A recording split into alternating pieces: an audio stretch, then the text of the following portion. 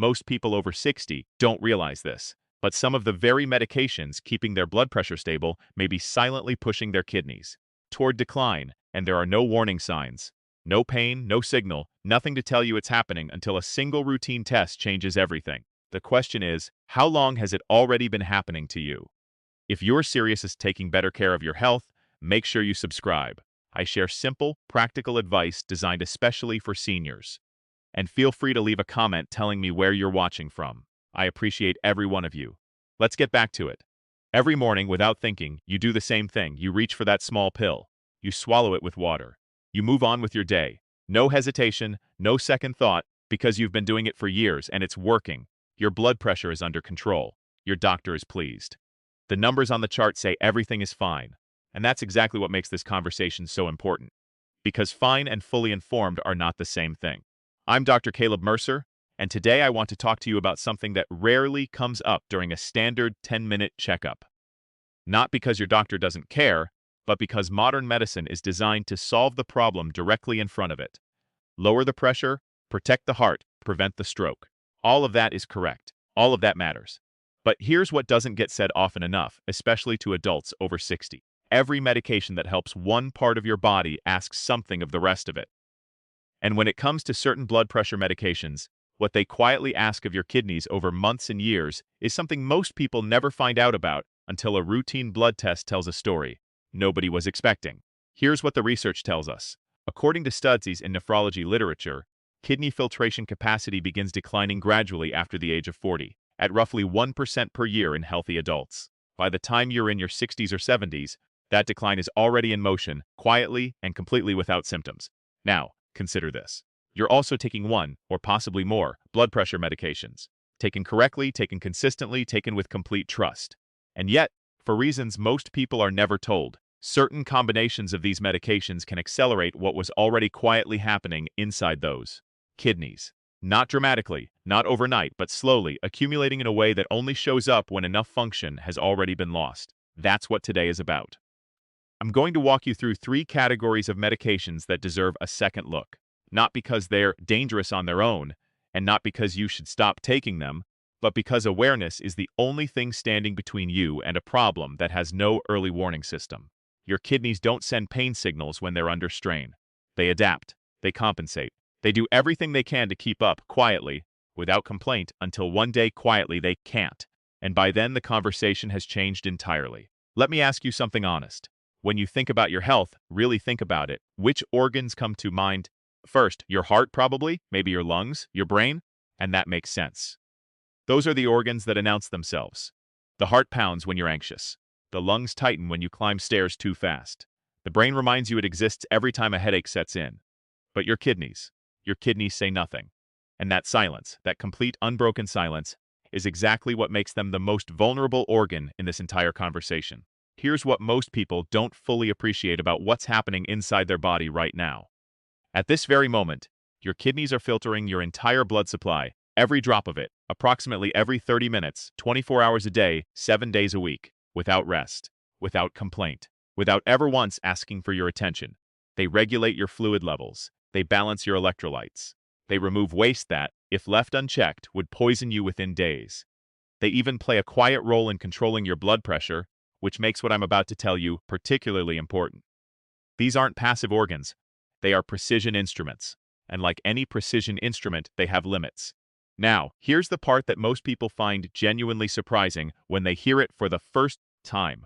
Chronic kidney disease, the kind that develops slowly over years, progresses without any noticeable symptoms in its earliest and most treatable stages. According to the National Kidney Foundation, approximately 90% of people with early-stage kidney disease don't know they have it.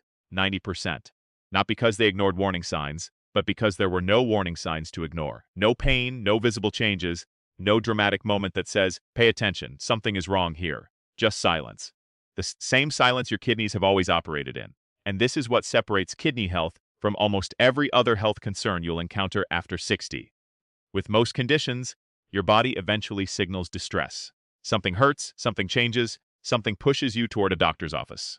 With kidney decline, especially the kind triggered by long-term medication use, the signal often comes late, after function has already been reduced.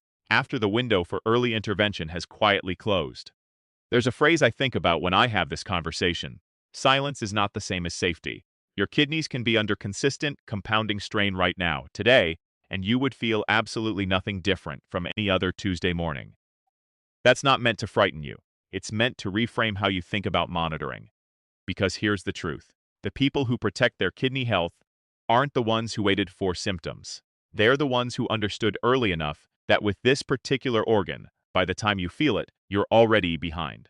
So now you understand what your kidneys are actually doing. Every minute, every hour, every day, quietly filtering, quietly balancing, quietly keeping you alive in ways you never think about, until something disrupts that quiet. And the first disruption I want to talk about comes from one of the most commonly prescribed medications for blood pressure in adults over 60, diuretics. You may know them by another name, water pills, and if you're currently taking one, you're in very large company. Diuretics are among the most widely prescribed blood pressure medications in the world, and for good reason. They work. They lower pressure effectively. They've been used safely for decades. But here's what the prescription label doesn't explain. When a diuretic enters your system, it sends a direct instruction to your kidneys. Release fluid, push it out, reduce the volume. And your kidneys comply, because that's what they're designed to do. They increase urine output. Fluid levels drop, and blood pressure follows. Simple, effective, logical.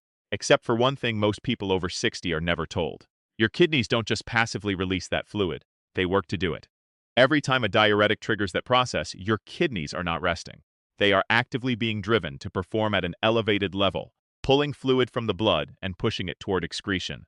Now add this into the equation. A significant percentage of adults over 65 are already mildly to moderately dehydrated. Not because they're careless, but because the thirst mechanism weakens with age. Research published in the European Journal of Clinical Nutrition has confirmed that older adults frequently underestimate their fluid needs and consume less water than their bodies actually require. So here is what's quietly happening for many seniors on diuretics. The medication is instructing the kidneys to release fluid that the body can't fully afford to lose, and the kidneys, obedient, efficient, silent, comply anyway. Think of it this way. Imagine a water pump designed to run continuously.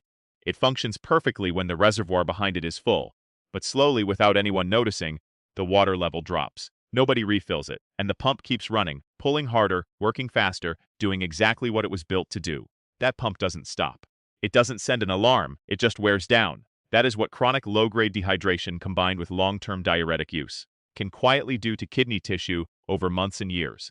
And here's the detail that makes this particularly relevant for the over 60 population specifically.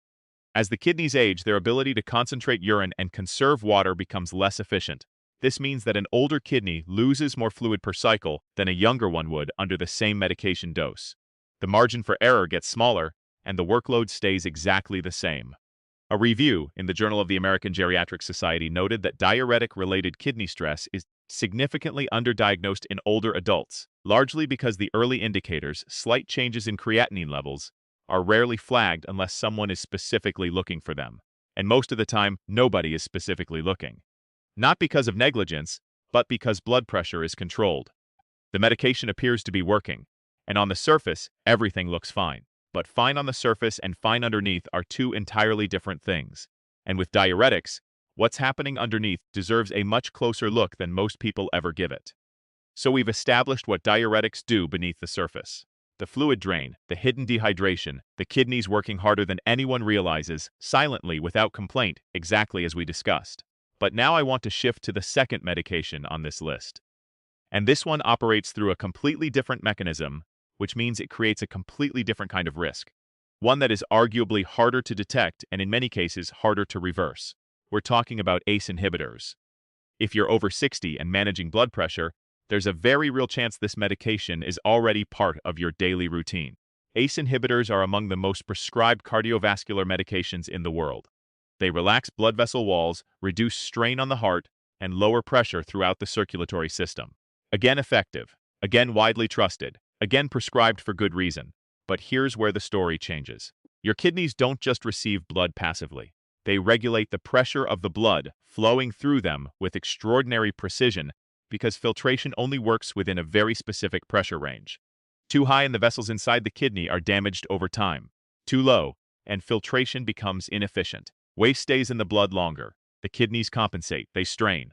ACE inhibitors reduce pressure throughout the body, including inside the delicate filtration vessels of the kidney itself. For most people, the body adjusts. The kidneys find their new equilibrium. But here's the variable that changes everything. There is a condition common in older adults and frequently undiagnosed called renal artery stenosis.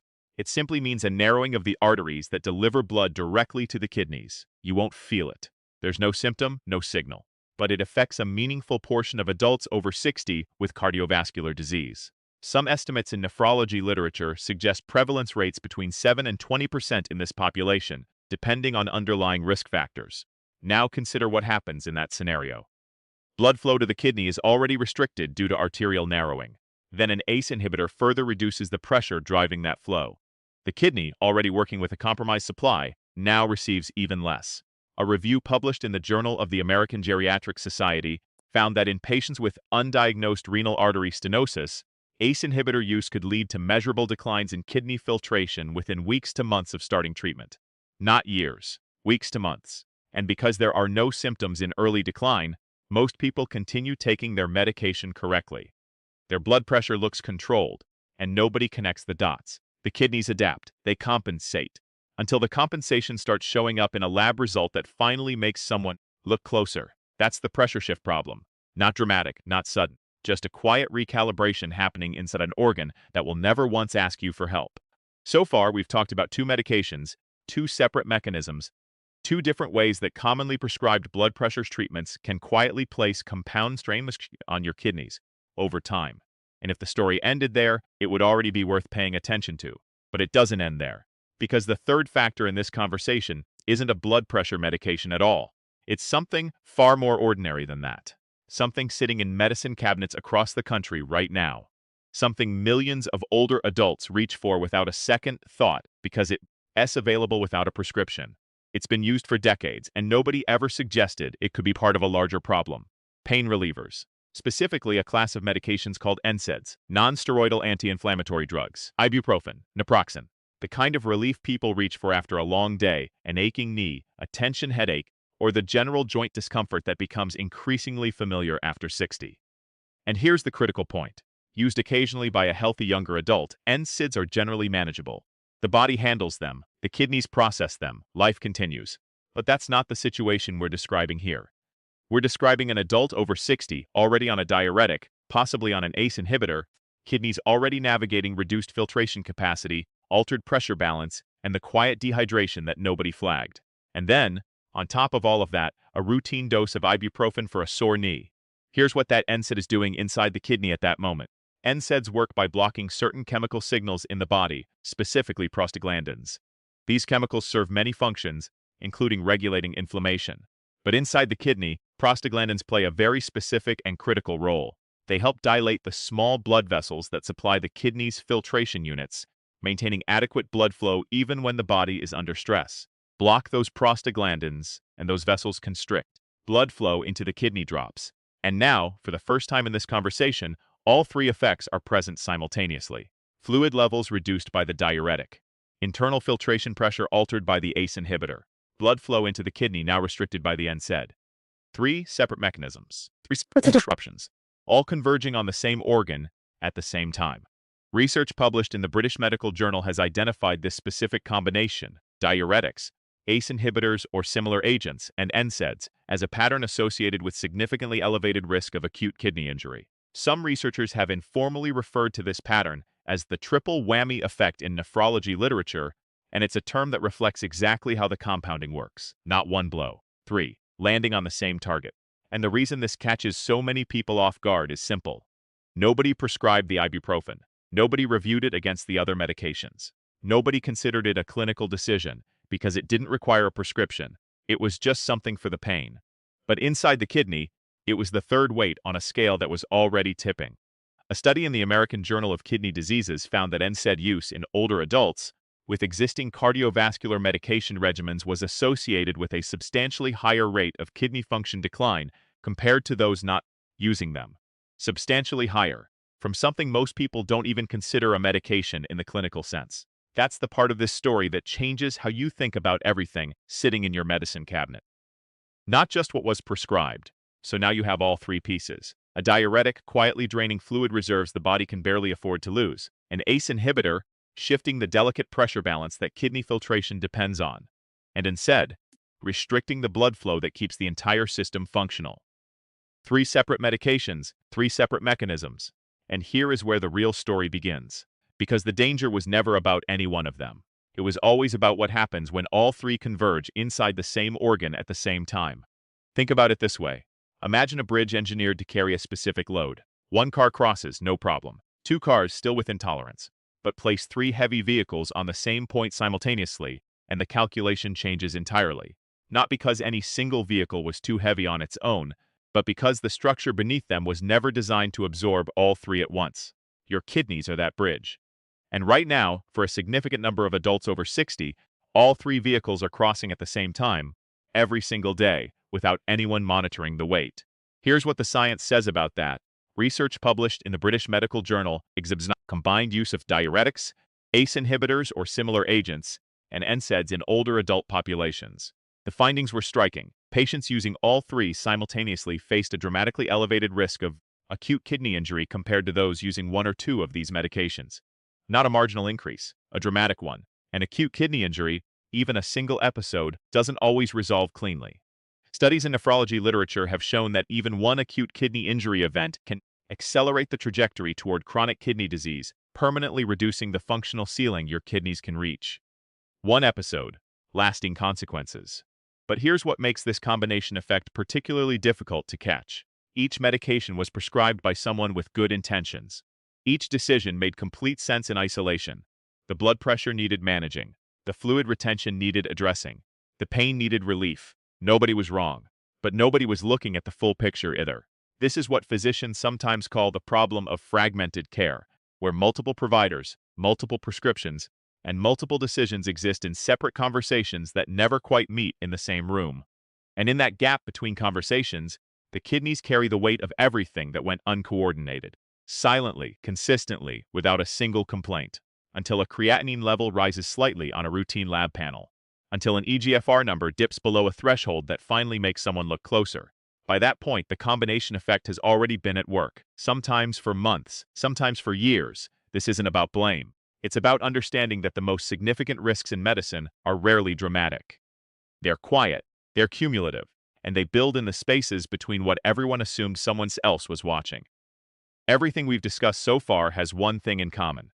The diuretic quietly draining, the ACE inhibitor shifting pressure, the NSAID restricting blood flow, the combination effect building silently beneath the surface. All of it happens in the same dimension. And time, when it comes to kidney decline, is the variable that changes everything. Let me paint you a picture. A man in his early 70s, retired, active for his age, takes his medications every morning without fail because that's the kind of person he is. Responsible, consistent, doing everything his doctor asked of him. His blood pressure controlled, his energy levels reasonable, his daily life completely normal. Nothing hurts. Nothing feels different. No alarm has sounded, because no alarm exists for what's happening inside his kidneys at this stage. Then one afternoon, during a routine checkup, not an emergency, not a crisis, his physician reviews a standard metabolic panel, and there it is. A creatinine level slightly higher than his reading from 18 months ago. An eGFR, that's the measure of kidney filtration rate, that has quietly drifted downward. Not catastrophically, not dramatically, but consistently in one direction, over time. Nobody caused it deliberately. Nobody missed an obvious sign. The timeline had simply been running quietly, invisibly, while everything on the surface looked perfectly fine. This is not a rare story. Research published in the Clinical Journal of the American Society of Nephrology found that gradual kidney function decline in older adults on multiple cardiovascular medications frequently goes undetected for extended periods, precisely because the early changes fall within ranges that don't immediately trigger clinical concern. The numbers shift slowly, just beneath the threshold that would make someone act, and here is what makes that timeline so significant. Kidney function, once lost, does not return. Unlike the liver, which holds remarkable regenerative capacity, kidney nephrons, the microscopic filtration units doing all the work, do not regrow. When they're gone, the remaining ones compensate. They work harder. They pick up the load, until there are too few left to compensate adequately. This is why the timeline matters more than most people realize. The difference between catching this early, when the eGFR is at 68, and catching it late, when it has dropped to 45, is not just a number on a chart. It is the difference between intervention and management, between slowing a process and simply watching it. A study in nephrology dialysis transplantation confirmed that early detection of medication-related kidney stress before significant function loss occurs is associated with substantially better long-term outcomes. Substantially better, not slightly. Substantially. Which means the most powerful thing you can do right now has nothing to do with changing your medications. It has everything to do with knowing your numbers before the timeline gets any longer. So here we are, everything you've heard today, the diuretics, the pressure shifts, the hidden risks most people carry unknowingly for years, none of it was shared to frighten you into inaction. And now comes the part that actually matters.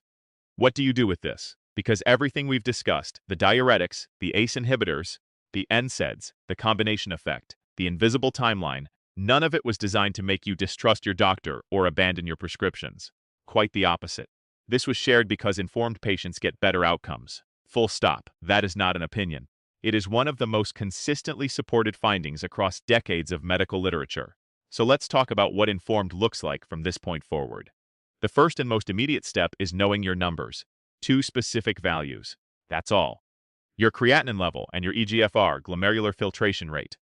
These are standard markers measured through a basic blood test, and together, they tell the most accurate story available about how well your kidneys are currently functioning. If you haven't had these checked in the last 12 months, and you are over 60, managing blood pressure, and taking any of the medication discussed today, that conversation with your physician needs to happen soon. Not eventually, soon. The second step is complete medication transparency. Every over-the-counter medication, every supplement, every pain reliever taken occasionally for a sore back or an aching joint, all of it needs to be on the table during your next appointment. Because as we've established, the most significant risks don't come from prescriptions alone. They come from the full picture that nobody has yet assembled in one room. The third step is hydration awareness, not obsession, awareness. If you are on a diuretic, your fluid balance requires more conscious attention than the average person your age. Research consistently shows that older adults underestimate their hydration needs, and even mild chronic dehydration amplifies every risk we've discussed today. And the fourth, perhaps the most important of all, is simply this. Ask the question. At your next appointment, look your physician in the eye and ask, given everything I'm taking, when did we last check my kidney function, and is it time to check again? That one question, calm, informed, direct, is the difference between passive patient and active participant in your own health. Your kidneys have been working for you every single day of your life without asking for anything in return. This is your opportunity to finally return the favor, not with fear, not with panic, with awareness, with action, with the kind of informed attention that changes outcomes before outcomes need to be changed. Thanks for watching all the way through. Staying informed is key to living a healthier, longer life. If you want more simple, practical health advice, make sure you subscribe and tap the next video on your screen. And before you go, leave a comment and rate this from 1 to 10. Your feedback helps me create better guidance for you.